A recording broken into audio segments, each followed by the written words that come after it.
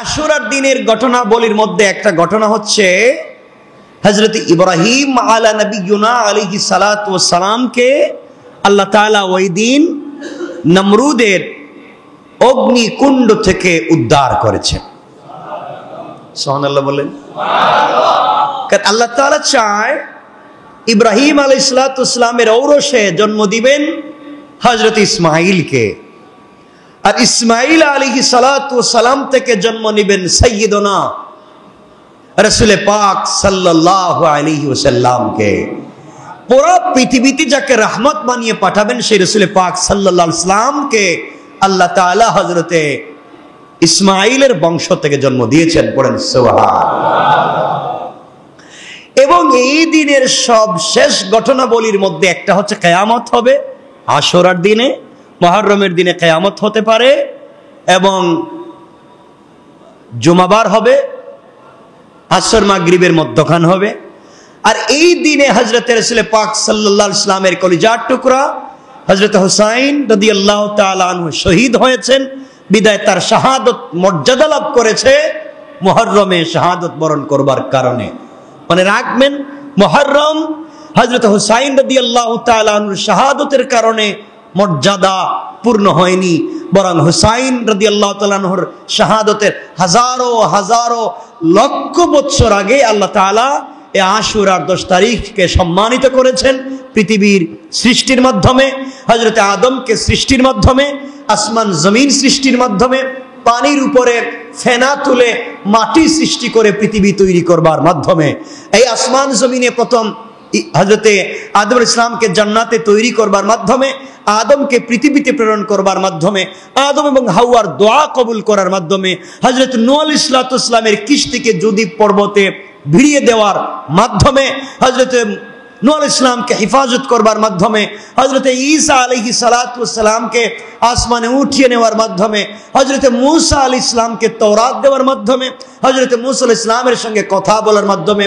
হযরত ইব্রাহিম আলাইহিস সালামকে নমরুদের আগুন থেকে হেফাজতের মাধ্যমে, হযরত মূসাকে ফেরাউন থেকে হেফাজতের মাধ্যমে, হযরত ইউনূসকে মাছের পেট থেকে বের করে জমিনে আবার দুনিয়ায় প্রেরণ করার মাধ্যমে, হযরত ইদ্রিসকে জান্নাতে পৌঁছে দেওয়ার মাধ্যমে, আর হাজারো হাজারো ঘটনার মাধ্যমে আল্লাহ তাআলা এই দিনকে সম্মানিত করেছেন। পড়েন সুবহানাল্লাহ। তাহলে এই দিনের অনেক অনেক দাম, অনেক দাম। এজন্য আমরা এই দিনকে ভালোবাসবো, ইবাদত করব। আরেকটা আমল বলেছি যে এই দিনে আপনি চেষ্টা করবেন আপনার পরিবার পরিজনকে নিয়ে একটু ভালো খেতে। আমি বলিনি ভালো, এই ভালো খাবার জন্য যে আপনি ঋণ করে খাওয়াবেন এই কথা বলিনি। আপনার যা আছে তাই একটু ভালো করে খাবেন, সবাইকে নিয়ে খাবেন, আত্মীয় স্বজনকে নিয়ে খাবেন, আল্লাহ তাআলা পুরা বৎসর বরকত দিয়ে দিবেন। পড়েন সুবহানাল্লাহ। যাই হোক, আমরা সংক্ষেপ করে করে কথা না বললে আমরা কথা শেষ করতে পারবো না। তাহলে হযরত ইব্রাহিম আলাইহিস সালামকে এই মাসে আল্লাহ তাআলা এই 10 তারিখে অগ্নিকুণ্ড থেকে হেফাজত করেছেন। কথাগুলো মনোযোগ দিয়ে শুনবেন যে কি বলতে চাই। ইব্রাহিম আলাইহিস সালাম এক প্রতিকূল অবস্থার মধ্য দিয়ে দিন প্রচার করেছেন। ঘরের ভিতরে শান্তি নেই, দেশে শান্তি নেই, পরিবারে শান্তি নেই। পুরা পরিবার এবং পুরা দেশে একজন শুধু তাওহীদে বিশ্বাস করেন, তিনি ইব্রাহিম আলাইহিস সালাম, আর কেউ নাই। তিনি যেই পরিবেশে জন্মগ্রহণ করেছেন পুরা পরিবেশটা ছিল মূর্তি পূজায় ভরপুর। কি বলেন আপনারা? কারণ ইব্রাহিম আলাইহিস সালামের বাবাই তো মূর্তি ব্যবসা করতেন, তিনি নিজে মূর্তি বানাতেন, এটা বাজারে বিক্রি করতেন। হযরত ইব্রাহিম আলাইহিস সালাম ঘোষণা করলেন সৃষ্টিকর্তা এক, আল্লাহ যদি এক না হয় এই বিশ্ব ব্রহ্মাণ্ড নিয়ন্ত্রণে বিশৃঙ্খলা দেখা দিতে পারে। আল্লাহ যদি দুইজন হয়, কথার কথা, একজন বলবে আজকে আমি রুদ্র দিব, আর একজন বলবে আমি বৃষ্টি দিব। কি বলেন আপনারা? একজন বলবে আজকে পূর্ব দিকে সূর্য উঠবে, একজন বলবে পশ্চিম দিকে উঠবে, মারামারি শুরু, যুদ্ধ শুরু, সেনাবাহিনীর দরকার আছে। কথা বলেন না কেন? এজন্য এই বিশ্ব ব্রহ্মাণ্ডে সুশৃঙ্খল অবস্থা বজায় রাখবার জন্য একক ক্ষমতা সম্পূর্ণ অদ্বিতীয় অবিনশ্বর সত্তার দরকার। তিনি হচ্ছেন একক, একমাত্র, কেবলমাত্র, শুধুমাত্র কে? আল্লাহ। সুতরাং এই ইবাদত পাওয়ার যোগ্য একমাত্র একক সত্তা যিনি হবেন তিনি ইবাদত পেতে পারেন। আপনারা রাগ করবেন না, মূর্তি আমাদের ইসলামের পরিভাষায় মূর্তি কোনো উপকার করতে পারে না, এটা তো বিশ্বাস হয়। আমাদের ধর্মে বিশ্বাস যে মূর্তি কোনো উপকার করতে পারে না, কোনো ক্ষতিও করতে, বিশ্বাস হয়, বিশ্বাস হয়। ইবাদত দুটি কারণে করতে হয়। কয়টা কারণে ইবাদত করতে হয়? দুটা কারণে। যার উপকার করার সবচেয়ে বেশি ক্ষমতা আছে আর যার সবথেকে ক্ষতি করার ক্ষমতা আছে। যার উপকার করার ক্ষমতা বেশি, উপকার পাওয়ার আশায় আমরা তার ইবাদত করব। যার ক্ষতি করার সবচেয়ে ক্ষমতা বেশি, তার ক্ষতিকে ভয় পেয়ে বেঁচে থাকবার জন্য তার ইবাদত করব। তাহলে বলেন তো এই দুটো ক্ষমতা আছে কার? সবাই বলেন আল্লাহ। সুতরাং ইবাদত হবে একমাত্র কেবলমাত্র কার? সন্দেহ আছে? সন্দেহ নাই।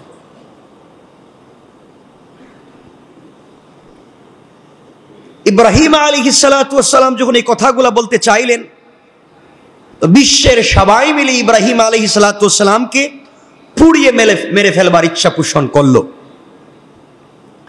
হযরত ইব্রাহিম আলাইহিস সালাম যেদিন অগ্নিকুণ্ড থেকে বের হলেন সেই দিন ছিল 10 মুহররম, আশুরা।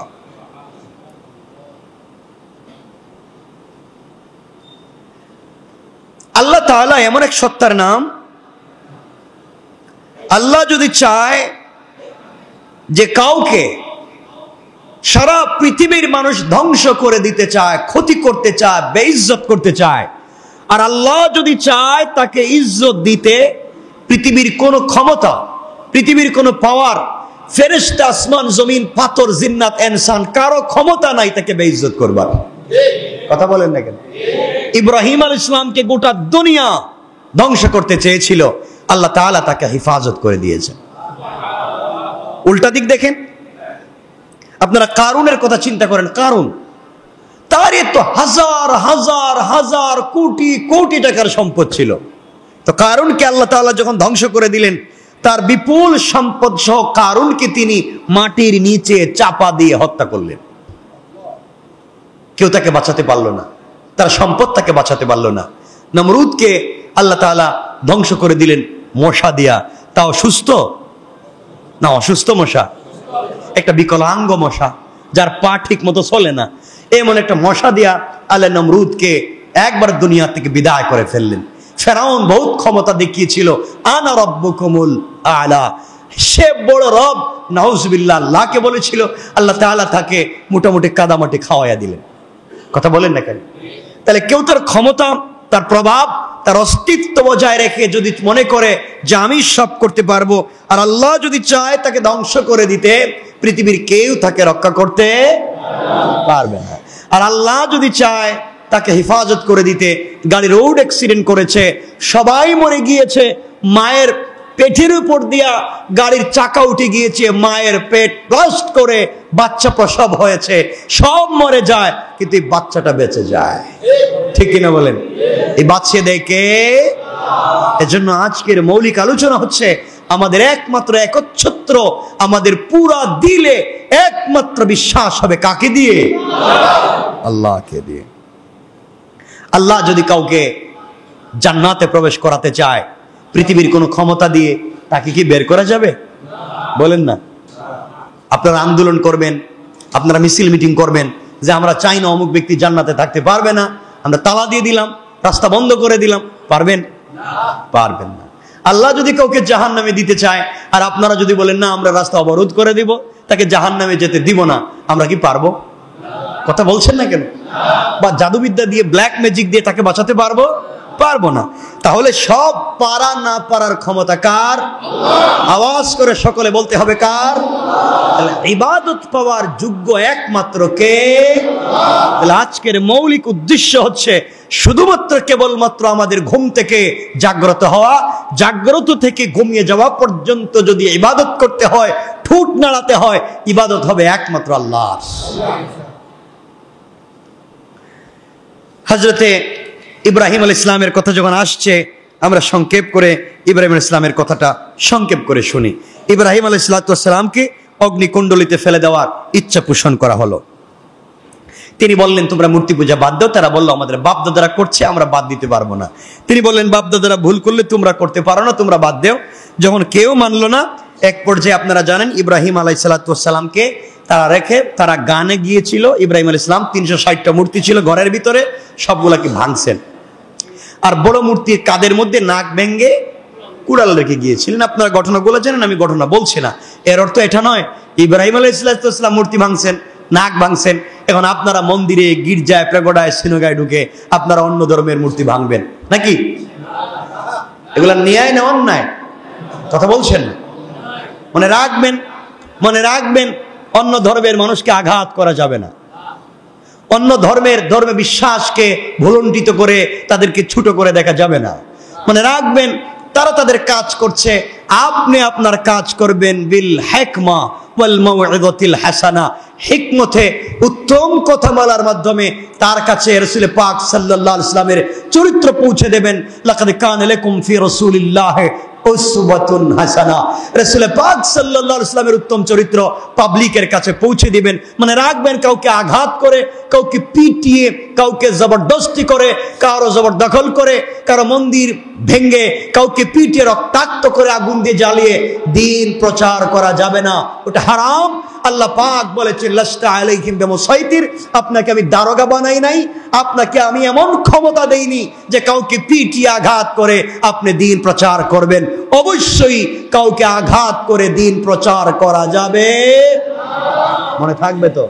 তাইলে ভিন্ন ধর্মের মানুষকে গালি দিয়ে, আঘাত করে, মন্দির ভেঙ্গে, গির্জা ভেঙ্গে, মূর্তি ভেঙ্গে এই দ্বীন প্রচার করা যাবে না। কারণ আপনি নিজের মধ্যে দ্বীনকে নিয়ে আসুন, পাবলিকের কাছে দ্বীন কেমনে প্রচার করবেন? রাসূল পাককে আল্লাহ বলছেন, ইন্নাকা লা তাহদি মান আহবাবতা, আপনি কলিজা দিয়ে ভালোবাসলেও কাউকে হিদায়াত দিতে পারবেন না। রাসূল পাক সাল্লাল্লাহু আলাইহি ওয়াসাল্লাম নিজের চাচা আবু তালেবকে কলিজা থেকে বেশি ভালোবেসেছেন, না বাসেন নাই? হেদায়েত দিতে পেরেছেন? কথা বলছেন না কেন?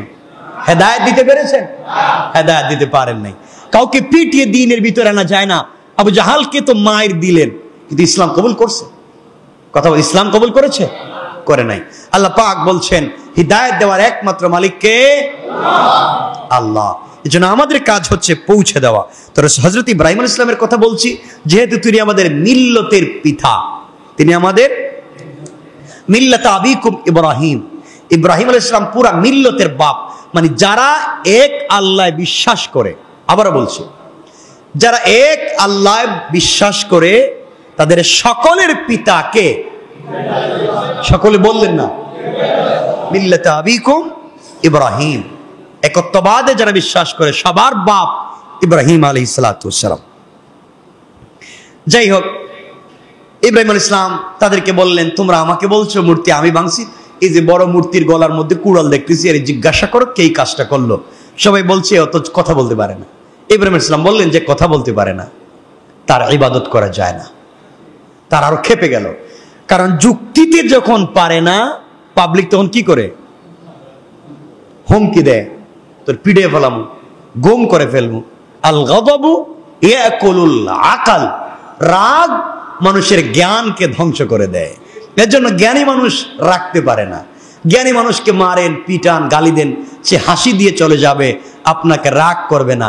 কারণ জ্ঞানীরা কাজ করে জ্ঞানের এবং মেধার ভিত্তিতে, আর মূর্খরা কাজ করে রাগ গুসার মাধ্যমে। কথা বলছেন না কেন? এজন্য হাদিসের অংশ হচ্ছে আল গাদাবু ইয়াকুলুল আকাল, রাগ জ্ঞানকে খেয়ে ফেলে। যেমন ভাবে আগুন লাকড়িকে জ্বালিয়ে দেয়, রাগ জ্ঞানকে এভাবে জ্বালিয়ে দেয়। এজন্য আমরা কোনো কাজে রাগ করব? বললেন না? রাগ করবো না তো ইনশাআল্লাহ? ইনশাআল্লাহ। তারা রাগ করে বসলো না, সে আমাদেরকে এত ছোট করলো, আমরা দেখে ছাড়বো, দেখে ছাড়বো। সবাই সিদ্ধান্ত নিল হযরতে ইব্রাহিম আলাইহিস সালামকে আগুন দিয়ে জ্বালিয়ে মেরে ফেলবে। আমার মুসলমান বন্ধুগণ, গভীর মনোযোগ। ইব্রাহিম আলাইহিস সালাতু ওয়াস সালামের জন্য আগুন দিয়ে জ্বালিয়ে পুড়িয়ে ফেলবার জন্য তারা দুনিয়ার জমিন থেকে জ্বালানি সংগ্রহ করতে লাগলো। সিরিয়ার দূর দূরান্ত থেকে কাঠ সংগ্রহ করতে লাগলো, উঁচা পাহাড় বানাতে লাগলো। সিরিয়ার বিভিন্ন জায়গা থেকে কাঠ সংগ্রহ করলো, এরপরে আগুন জ্বালিয়ে দিল। এত উঁচায় পর্যন্ত আগুন চলে গিয়েছে। আগুনের কারণে আগুনের 4-5 মাইল পর্যন্ত কোনো মানুষ যেতে পারে না। এমনকি আগুনের উপর দিয়া কোনো পশু পাখি পর্যন্ত উড়ে যেতে পারে না, যেই যায় নিচে পড়ে যায়। এমন সব ইব্রাহিম আলাইহিস সালামকে হাত পা বাঁধা হলো, হাত পা বেঁধে অগ্নি কুণ্ডলীর মধ্যে ফেলে দেওয়া হবে, অগ্নির মধ্যে ফেলে দেওয়া হবে। কিন্তু কে ফেলবে? কোনো জায়গায় কাছে যাওয়া যায় না, কাছে না গেলে আগুন দিয়ে জ্বালিয়ে দেওয়া যাবে না। এক পর্যায়ে তারা আধুনিক যুগের ক্রেনের মতো করে চড়ক গাছ তৈরি করলো, ক্রেনের মতো। ক্রেন দিয়ে যেভাবে দূরে জিনিস ফেলে দেওয়া যায়, তারা এইভাবে তৈরি করলো চড়ক গাছ দিয়ে ইব্রাহিম আলাইহিস সালামকে অনেক দূরে ফেলে দিবে। আমার বন্ধুগণ, তারা আগুন অনেক দূরের ভিতরে, অনেক দূরে চড়ক গাছের মতো করে ইব্রাহিম আলাইহিস সালামকে উলঙ্গ করে অগ্নিকুণ্ডের মধ্যে যখন ফেলে দিয়েছে, পড়ে যাওয়ার সাথে সাথে লোহার শিকলগুলা অগ্নির তাপে গলে গিয়েছে। লোহার শিকল অগ্নির তাপে গলে গিয়েছে। শরীরের যে বাঁধনগুলা ছিল সবগুলা খুলে গিয়েছে। উলঙ্গ করে ইব্রাহিমকে অগ্নির ভিতরে ফেলে দিয়েছে। আল্লাহ তাআলা দেখলেন, আমি এতগুলা পরীক্ষা ইব্রাহিমের কাছ থেকে নিলাম, ইব্রাহিম অগ্নিকুণ্ডের ভিতরে পড়ে যাওয়ার পরে আমি আল্লাহকে ভুলে যায় নাই। আমি আল্লাহ তাআলা আমার ইব্রাহিমকে ভুলে যেতে পারি না। আল্লাহ তাআলা আগুনকে বলে দিলেন, কুলনা ইয়া নারু কুনি বারদাম ওয়া সালামান আলা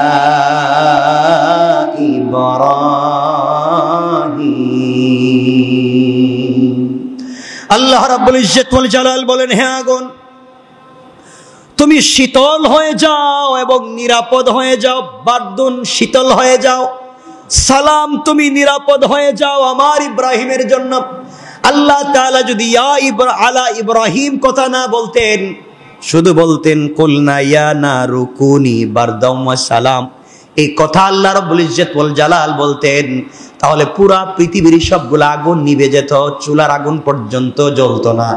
আল্লাহ তাআলা বললেন আলা ইব্রাহিম, শুধুমাত্র কেবলমাত্র ইব্রাহিমকে যেই জায়গায় ফেলে দেওয়া হয়েছে ওই জায়গার আগুন যেন নিরাপদ হয়ে যায়। আল্লাহ তাআলা বলছেন এমন ঠান্ডা যেন না হয় যেই ঠান্ডা ইব্রাহিমের কষ্ট হয়। আল্লাহ তাআলা বললেন সালামান আলা ইব্রাহিম, ইব্রাহিমের জন্য আগুন যেন এয়ার কন্ডিশন, এয়ার কুলার হয়ে যায়। আল্লাহ তাআলার হুকুম পেয়ে আগুন এয়ার কন্ডিশন হয়ে গেল। আমার বন্ধুগণ, কথাগুলো মনে রাখবেন। ইব্রাহিম আলাইহিস সালাম এখানে থাকলেন। আল্লাহ তাআলা দেখলেন ইব্রাহিম এখানে একা একা কষ্ট পাবে, তার জন্য জান্নাত থেকে অনেক ধরনের রুচিসম্মত সঙ্গী পাঠিয়ে দিলেন, জান্নাতের পোশাক পাঠিয়ে দিলেন, জান্নাতের খাবার তার জন্য পরিবেশন করলেন। একমাত্র আল্লাহর উপরে ভরসা করে, একত্ববাদে বিশ্বাস করে অগ্নিকুণ্ডিতে জাপ দিয়ে পড়ে যাওয়ার কারণে আল্লাহ তাআলা ধ্বংস করে দিলেন না, সবকিছু জ্বালিয়ে পুড়িয়ে দিলেন, বাঁচিয়ে দিলেন ইব্রাহিমকে। বুঝাতে চাইলেন দুনিয়ার মানুষরে, আজও যদি তোমরা আমার উপরে বিশ্বাস করো, আমার উপরে ইয়াকিন আর ইতিকাদ রেখে চলো, দুনিয়ার সবাই তোমাদেরকে ধ্বংস করতে চাইবে, আমি আল্লাহ ওয়াদা দিলাম তোমাদেরকে বাঁচায়া দেব। পড়েন সুবহানাল্লাহ। আমার বন্ধুগণ, ইব্রাহিম আলাইহিস সালাম এখানে কয় ঘন্টা ছিলেন আরো জানাস? কয়দিন? 40 দিন। যে আগুনের উপর দিয়ে পাখি যায় না, যে আগুনের 4 মাইল আশেপাশে পাবলিক যায় না, জ্বলে যাবে, এই অগ্নির ভিতরে ইব্রাহিম ছিলেন কয়দিন? 40 দিন। 40 দিন এখানে থাকলেন। চিন্তা করেন, আগুনের ভিতরে। আল্লাহ তাআলা তো জ্বালাইলেন না, উল্টা জান্নাত থেকে সঙ্গী দিলেন, খাবার দিলেন, পোশাক দিলেন। সুবহানাল্লাহ। এখান থেকে আমরা এক কথা বুঝতে চাই যে আমরা বিশ্বাস করব শুধুমাত্র আল্লাহর উপরে ইনশাআল্লাহ। 40 দিন পরে সবাই গেল, জলে পুড়ে ছাই হয়ে গিয়েছে। তারা চিন্তা করল ইব্রাহিমকে তো আর পাবো না, ইব্রাহিমের হাড্ডি পর্যন্ত পাবো না, সব জ্বলে গিয়েছে। কাছাকাছি সবাই যখন ব্যারিকেড দিয়ে দাঁড়িয়েছে ইব্রাহিমের হাড্ডি খুঁজবার জন্য, হঠাৎ করে দেখা যায় এই জলে পুড়ে ছাই হয়ে যাওয়া বর্ষের ভিতর থেকে ইব্রাহিম আলাইহিস সালাম আগের চাইতে 1000 গুণ সুন্দর হয়ে বের হয়ে আসছে। আল্লাহু আকবার। 37 নম্বর সূরা সফফাতের 99 নম্বর আয়াতে আল্লাহ বলেন, ইব্রাহিম বলছেন وقال إني ذاهب إلى ربي سيهدين। ইব্রাহিম আলাইহিস সালাতু ওয়াস সালাম বললেন, আমি চললাম, আমার অবশ্যই সৎ পথে পরিচালিত হতে হবে। আমি চললাম ওই পথের দিকে যেই পথে আল্লাহ আমাকে রেখেছেন, আল্লাহ আমাকে এখনো বাঁচিয়ে রেখেছেন। আমার বিশ্বাস ভবিষ্যতে আমার আল্লাহ আমাকে বিপদগামী করবে না। আল্লাহু আকবার। বিশ্বাস জন্ম গেল আল্লাহর প্রতি হযরত ইব্রাহিম আলাইহিস সালাতু ওয়াস সালামের। কথা লম্বা হচ্ছে। ইব্রাহিম আলাইহিস সালাতু ওয়াস সালাম এর এই মুআজিজা যখন দেখলেন, শত শত হাজার হাজার লোক দাঁড়িয়ে ছিল, এই অবস্থা দেখে অনেক লোক সাথে সাথে কালিমা পড়ে মুসলমান। আমি এখানে বোঝাতে চাইলাম, ইব্রাহিম কি তাদের মারছেন? ইব্রাহিম কি তাদেরকে মেরেছেন? গালি দিয়েছেন? আঘাত করেছেন? ভালোবাসার কথা বলছেন? দুশ্মনের কথা বলেছেন? কিচ্ছু বলেন নাই। আল্লাহ প্রদত্ত চরিত্র প্রস্ফুটিত হয়েছে, বিকশিত হয়েছে। তার অবস্থা দেখে মানুষ ঝাঁকে ঝাঁকে কালিমা পড়ে মুসলমান হয়ে গিয়েছে। সুবহানাল্লাহ। আর আজকে আমাদের চরিত্র দেখলে শয়তানের রোডে দিয়ে আসে না, আরেক রাস্তা দিয়ে যায়। আল্লাহ আমারে বানাইয়া তোমার লাভ হয়েছে কি? এই যে মসজিদ থেকে নামাজ পড়ে বাইরে হইতেছে, ও তো আমার চাইতে আর বড় শয়তান। কথা বলেন না কেন? নাই বলে কথা বলছেন না কেন আপনারা? নাই? আমরা তো সব আল্লাহর বলি না, আমরা তেমন তাহাজ্জুদ গুজার তসবিহ পড়ি আর চিন্তা করি আরেকজনের জমি কেমনে দখল করা যায়। তসবিহ পড়ি, তাহাজ্জুদও পড়ি, চিন্তা করে আরেকজনের দোকান কেমনে দখল করা যায়, আরেকজনকে কেমনে ঠকানো যায়, আরেকজনকে কেমনে ক্ষতি করা যায়, তার মেয়ের বিয়ে কেমনে বন্ধ করা যায়, ওর ছেলের কেমনে বেইজ্জত করা যায়, ওর রাস্তা কেমনে বন্ধ করে দেওয়া যায়, ওর চরিত্র কেমনে নষ্ট করে দেওয়া যায়, এই চিন্তা আমাদের নাই। আসেনি আপনাদের? থাকবে কেন? আল্লাহ আমাদেরকে হেফাজত করুন। সকলে বললেন না? জোরে বলেন না আমিন। ইব্রাহিম আলাইহিস সালাম যেই দিন অগ্নিকুণ্ড থেকে বের হলেন, ওই দিন ছিল 10 মুহররম। আল্লাহ তাআলা বুঝাতে চাইলেন, এই বাঙ্গা গোড়ার দিনে ইব্রাহিমকে এই দুর্যোগ থেকে আমি যেভাবে বাঁচিয়ে দিয়েছি, একমাত্র আমার উপরে বিশ্বাস রাখবার কারণে। ও দুনিয়াবাসী, তোমরাও যদি এইভাবে আমি আল্লাহর উপরে বিশ্বাস রাখতে পারো, আমি আল্লাহকে আল্লাহ বলে মেনে নিতে পারো, দুনিয়ায় যত দুর্যোগ আসুক, তোমার বিরুদ্ধে যত অন্যায় অনাচার হোক, তুমি আমার উপরে ইস্তেকামত রাখো, এতেকাদ রাখো, বিশ্বাস রাখো, আমিও তোমাকে এইভাবে হযরত ইব্রাহিমের মতো বাঁচিয়ে দুর্জয় বানিয়ে দিব। আল্লাহু আকবার বলেন। পারবেন কি পারবেন না? পারবেন ইনশাআল্লাহ। আল্লাহ চাইলেন ইব্রাহিমকে এত পরীক্ষা করলাম, আগুন দিয়ে জ্বালাইয়া স্বর্ণ খাঁটি করলাম, তাইলে একটা ইব্রাহিম থেকে এবার আমার রাসূলে পাককে জন্ম দিব। আল্লাহ সিদ্ধান্ত নিলেন ইব্রাহিম থেকে ইসমাইল দিবেন, ইসমাইল থেকে রাসূলে পাককে দিবেন। সুবহানাল্লাহ বলেন না? সুবহানাল্লাহ। এতক্ষণে আমরা জানতে পারলাম হযরতে ইব্রাহিম আলাইহিস সালাতু ওয়াস সালামকে যেই দিন আগুন থেকে হেফাজত করলেন, ওই দিন। তো এই দিনের অনেক দাম আছে না? ইব্রাহিমকে বাঁচাইয়া দিয়েছেন, আমাদেরকে দিবেন না? এজন্য আপনারা ভেঙে পড়েন কেন? আপনারা হতাশ হয়ে যান কেন? হতাশ হবেন না, ভেঙে পড়ে যাবেন না। কষ্ট পেতে পেতে দেখবেন, কি বলতাম, পাবলিক আপনাকে অনেক কষ্ট দিবে। হযরত ইউসুফ ইসলামের ভাইরা ইউসুফ আলাইহিস সালামকে কি বলেছিল? গোলাম বলে বিক্রি করে দিয়েছিল। কি বলে? গোলাম বলে বিক্রি করেনি। ইউসুফের আপন ভাইরা ইউসুফকে গোলাম বলে বিক্রি করে দিয়েছে, আর আল্লাহ তাকে বানিয়েছেন রাজা। আল্লাহু আকবার বললেন না? কে তোমাকে কি বলেছে, কে তোমাকে কি বলে আঘাত দিচ্ছে, তা দেখে কোনো লাভ নাই। আল্লাহর উপরে ভরসা রাখো, ভরসা রাখো, আল্লাহ হেফাজত করে দিবেন। কে? আমার বন্ধুগণ, ইউসুফ আলাইহিস সালামকে তার ভাইরা বাঘ খেয়ে ফেলেছে বলে ছাগলের রক্ত, বকরির রক্ত বা যে কোনো জিনিস, পশুর রক্ত নিয়ে তারা বাপের কাছে গিয়ে বলছিল, বাবা আমাদের ভাইকে তো খেয়ে ফেলেছে, বাঘ খেয়ে ফেলেছে। তো কথা হচ্ছে এখানে তারা চেয়েছিল তার ভাইকে বাঘ খেয়ে ফেলেছে বলে বাবার কাছে চালিয়ে দিতে। আর আল্লাহ তাআলা বললেন, আজকে তোমরা যে ভাইকে তোমরা তুচ্ছ তাচ্ছিল্য করে তার ধ্বংস তোমরা চাইলে, এমন একদিন আসবে তোমরাই সেই ভাইয়ের কাছে ভিক্ষার ভাঙ্গা থালা নিয়ে দাঁড়াতে হবে। ঠিক কিনা বলো? আল্লাহ দাঁড় করার নেই। এই জন্য আজকে আপনি যাকে ছোট করবেন, আজকে আপনি যাকে বেইজ্জত করবেন, একদিন হয়তো আপনি তার দরজায় যাওয়া লাগবে। কথা বলছেন না কেন? পৃথিবীতে বহুত ঘটনা এমন দেখেছি, আজকে যাকে আপনি ছোট করলেন, কালকে তার দরজায় আপনাকে আল্লাহ নিয়ে গেছে। আল্লাহ আমাদেরকে হেফাজত করুক, বলেন আমিন। এখান থেকে আরো চমৎকার কিছু ঘটনা শুরু হচ্ছে, সব তো আর এই সময় বলা সম্ভব না। এরপরে আরেকটা ঘটনা হচ্ছে, এই দিনে আল্লাহ তাআলা হযরতে মুসা আলাইহিস সালামের সঙ্গে কথা বলেছেন। সুবহানাল্লাহ বললেন না? আরে আপনারা কি ছোট করে সুবহানাল্লাহ বললেন? আপনাদের সাথে কি আল্লাহ কোনোদিন কথা বলছেন? কোনো আশা সম্ভাবনা আছে? মুসার সঙ্গে আল্লাহ সরাসরি কথা বলছেন। এই দিনটা 10 মুহররম আশুরা। তাহলে এই দিন বোঝা গেল আল্লাহর মন খুশি থাকে। খুশি না থাকলে তো কেউ কারোর সাথে কথা বলে না। আল্লাহর মন বহুত খুশি, এই জন্য মুসার সঙ্গে তিনি সরাসরি কথা বলেছেন। আমরাও চাইবো আল্লাহর সঙ্গে কথা বলতে। কিসের মাধ্যমে? সালাতের মাধ্যমে। কিসের মাধ্যমে? সালাতের মাধ্যমে। আমরা লম্বা করবো না, 1-2 মিনিটে আপনাদেরকে শুধু কথা বলি যে আমরা জুমায় তাফসীরে এই কথাগুলো বলবো যে মুসা আলাইহিস সালামের সঙ্গে আল্লাহ যেদিন কথা বলা শুরু করেছেন ওই দিন ছিল 10 মুহররম আশুরা। আমার মুসলমান বন্ধুগণ, গভীর মনোযোগ। হযরতে মুসা আলা নবিয়ুনা আলাইহিস সালাতু ওয়াস সালাম ফেরাউনের ঘরে লালিত পালিত হয়েছেন, সেটা আপনারা জানেন, অনেক লম্বা। একদিন ফেরাউনের এক কর্মচারীকে, তার আত্মীয়কে তিনি থাপ্পড় দিলেন, মরে গেল। এই ভয়ে হযরতে মুসা আলাইহিস সালাম নিজের দেশ মিশর ছেড়ে চলে গেলেন মাদাইন বা মাদিয়ানে। মাদাইন বা মাদিয়ানে গেলেন, ওখানে আরো মারাত্মক ভয়ঙ্কর ঘটনা ঘটল। শুআয়ব পয়গম্বরের মেয়ে, হযরতে শুআয়ব আলাইহিস সালাতু ওয়াস সালামের মেয়ে পানি নেওয়ার জন্য জমিনে আসছিল, গরু রাখতেছিল, বকরি চড়াইতেছিল।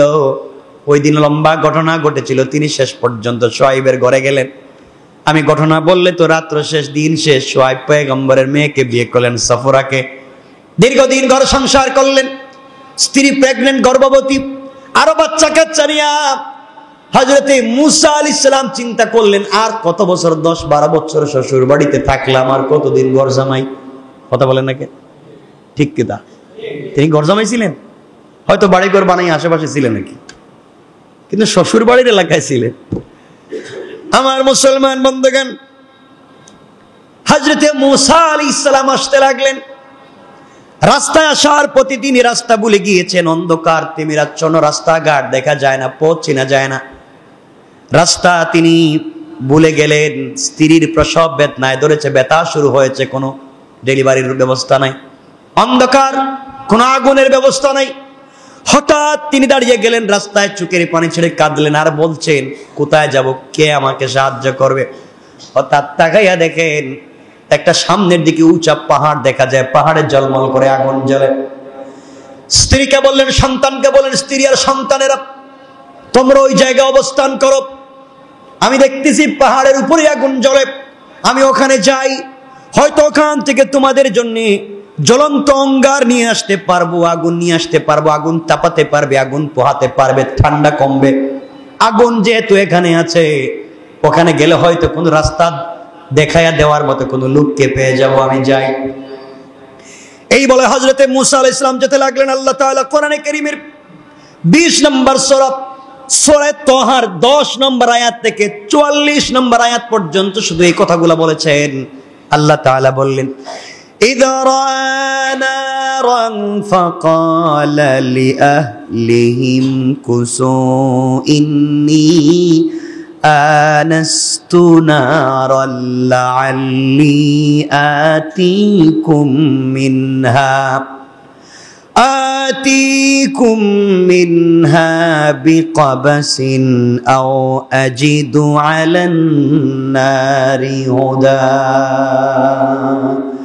ইব্রাহিম হযরত মুসা আলাইহিস সালাম বললেন, আমি আগুনের তজল্লি দেখতেছি, ওখানে যাই, আমি ওখান থেকে তোমাদের জন্য জ্বলন্ত অঙ্গার নিয়ে আসতে পারবো। এই কথা বলে তিনি যেতে লাগলেন। কাছাকাছি যখন পৌঁছে গেলেন, মনে রাখবেন হযরতে মুসা আলাইহিস সালাম কাছাকাছি পৌঁছে গেলেন। কাছাকাছি যাওয়ার পরে তিনি তাকাইয়া দেখেন গাছের কাঁচা পাতায় আগুন জ্বলে, কিন্তু গাছের পাতা জ্বলে না। আল্লাহু আকবার! গাছের কাঁচা পাতায় আগুন জ্বলে, কিন্তু পাতা জ্বলে না। তিনি বলেন, এই আগুন তো জীবনে দেখলাম না, আগুন তো শুকনা পাতায় জ্বলে, এখানে কাঁচা পাতায় জ্বলে, তাও পাতা জ্বলে না। তিনি আগুন ধরতে যান, আগুনের কাছে গেলে আগুন দূরে যায় না। আগুন কোন দৌড়াইতে শুনছেন? আগুন দৌড়ায়। হযরত মুসা আলাইহিস সালাম চিন্তায় পড়ে গেলেন, কি হলো? হঠাৎ করে আগুনের ভিতর থেকে আওয়াজ হলো, ফালাম্মা আতাহা নুদিয়া ইয়া মুসা ইন্নী আনা রাব্বুক ফাখলা'না আলাইকা ইন্নাকা বিল ওয়াদিল মুকদ্দাস আল্লাহ রাব্বুল ইজ্জত ওয়াল জালাল বললেন, মুসা আলাইহিস সালাম যখন ওই জায়গায় পৌঁছে গেলেন, আগুনের ভিতর থেকে আওয়াজ হলো, ইয়া মুসা। আগুনের ভিতর থেকে আওয়াজ আসছে, ও মুসা, ইন্নী আনা রাব্বুক, আমি তোমার রব। আল্লাহু আকবার। ফাখলা'না আলাইকা ইন্নাকা বিল ওয়াদিল মুকদ্দাস তুয়া। এটা তুরে সাইনা, এটা পবিত্র পাহাড় তুর পর্বত, এখানে জুতা নিয়ে আসা যাবে না। জুতা স্যান্ডেল খোলো, আমার কাছে তুমি আসো, এটা পবিত্র জায়গা, জুতা নিয়ে আসা যাবে না। মুসা আলাইহিস সালাম আশ্চর্য হয়ে গেলেন। আগুনের ভিতর থেকে আওয়াজ আসে, আল্লাহ আওয়াজ করে বলেছেন পবিত্র জায়গা, জুতা নিয়ে আসা যাবে না। জুতা খুলে ফেললেন, সামনের দিকে যেতে লাগলেন, উপরে উঠতে লাগলেন। আমার বন্ধুগণ, ওই যে আল্লাহ তাআলা কথা বলা শুরু করলেন, ওই যখন কথা বললেন, ওই দিন ছিল 10 মুহররম আশুরা। আল্লাহু আকবার! কি জিনিস! আল্লাহ ওই দিন কথা বলছেন। এখন কেমনে কথা বললেন? মুসার সঙ্গে কিন্তু আল্লাহ এই কথা বলেন, আরো বহুত কথা বলছেন, আরো বহুত কথাবার্তা হয়েছে। আল্লাহ মুসাকে এক কথা জিজ্ঞাসা করলে মুসা 3 কথা কয়, বুঝেননি? আল্লাহ বলেন এটা, মুসাকে 3টা। তো এগুলো লম্বা কথা, অনেক লম্বা। কেন বলে? কারণ যার সাথে যার প্রেম, তার সাথে বেশি কথা বলতে ভাল লাগে, ঠিক কিনা? এইটা ভালো বুঝেন আপনারা, এটা বুঝার যোগ্যতা অভিজ্ঞতা আছে সবারই, এইটা ভালো বুঝেন। প্রেম সম্পর্ক ভালোবাসা হবে আল্লাহর সাথে। এই জন্যে আপনারা দেখি নামাজে দাঁড়িয়ে দাঁড়িয়ে, রাকাতে, নামাজে সালাতে আপনারা বেশি সময় দাঁড়িয়ে থাকতে পছন্দ করেন, লম্বা তেলাওয়াত শুনতে পছন্দ করেন, কিন্তু আপনারা বেশি সময় রুকু এবং সেজদায় থাকতে পছন্দ করেন না। নামাজের মৌলিক অর্থ হচ্ছে আল্লাহর সামনে বান্দা অবিরত মস্তককে অবনত করবে, সে বেশি সময় আল্লাহর সামনে মাথা নিচু করে থাকবে। এটাই হচ্ছে বান্দা আর মুনিবের ব্যাপার। মুনিবের সামনে গোলাম মাথা নিচু করে দাঁড়ায়, অবনত মস্তকে দাঁড়ায়, পায়ের কাছে মাথাটা রেখে দেয়। সুতরাং নামাজের মৌলিক চাহিদা হচ্ছে বান্দা বেশি সময় রুকু এবং সেজদায় কাটাইয়া দিবে। কথা বলছেন? কথা বুঝতে পেরেছেন?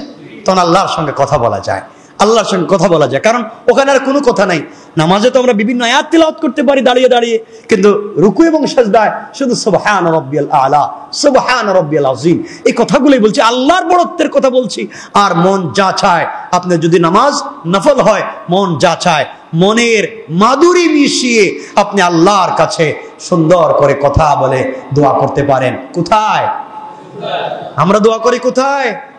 সালাম ফিরিয়ে, সালাম আলাইকুম রহমতুল্লাহ, সালাম আলাইকুম রহমতুল্লাহ, আল্লাহ এটা দো, এটা দো। আল্লাহ কি তারে, নামাজ তো শেষ হয়ে গেছে, এতক্ষণ তো আমার ঘরে ছিলি, আমার কাছে ছিলি, এতক্ষণ বললে না, এখন সালাম ফিরিয়ে দেখি এটা দো, এটা দো, এতক্ষণ তো ছিলি আমার কাছে। কথা বুঝেননি? আপনার কষ্ট পাচ্ছেন আমার কথায়?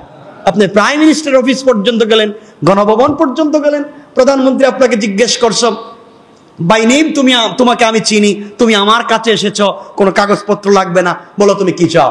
আপনি বহুত ভালো লোক। তুমি কি চাও? আপনার মতো লোক আর হইতে পারে না। আবার জিজ্ঞাসা করছে তুমি কি চাও? আপনার মতো মহান ব্যক্তিত্ব বেঁচে থাকুক। ঠিক আছে আপনি যান। বাইর করে দিছে। গেইটে আসা কয় মাননীয় প্রধানমন্ত্রী, আমার তো রোড লাগবে, রাস্তা লাগবে, কালভার্ট লাগবে। এতক্ষণ তো আমার ঘরেই ছিল। এতক্ষণ তো ঘরে ছিলে বললে না কেন? বাইরে গিয়ে কেন বলো? তা আল্লাহর কাছে যখন সিজদায় ছিলাম, আল্লাহর কাছে বলছে সুবহান রাব্বিয়াল আলা, আল্লাহ বড়। আল্লাহ বলছে আমি জানি বড়। সাব্বাহতানি, তুমি বলেছো আমি বড়, পবিত্রতা বলেছো, আমি অবশ্যই পবিত্র। আলা আলাইতুকা, একমাত্র আমি বড় তুমি বলেছো। বলো বান্দা আমি পবিত্র, আমি বড়, তুমি কি চাও? সুবহানাল্লাহ বললেন না? তখন তো আমি আর আপনি কিছু চাইতে পারি না। চাইবো তো ইনশাআল্লাহ? বলেন না ইনশাআল্লাহ? কি চাইবেন? আল্লাহ আমার ছেলের আমেরিকা পাঠাও, সুইডেনে 2টা বাড়ি বানাইয়া দিও, ঠিক আছে না? সদরঘাটে ব্যবসাটা বাড়াইয়া দিও। সব চান, একটু বেশি করে আল্লাহকে পাওয়ার কথা বল। আল্লাহ আমার কিছু দরকার নাই, তোমারই আমার দরকার। তোমারই আমার দরকার। কি দরকার? তোমারই আমার দরকার, আর কিছু লাগবে না। আল্লাহ তাআলা আমাদের সবাইকে কবুল করুন। সবাই বলেন আমিন। কথা লম্বা হয়ে যায়, প্রতিদিনে লম্বা করতে চাই না।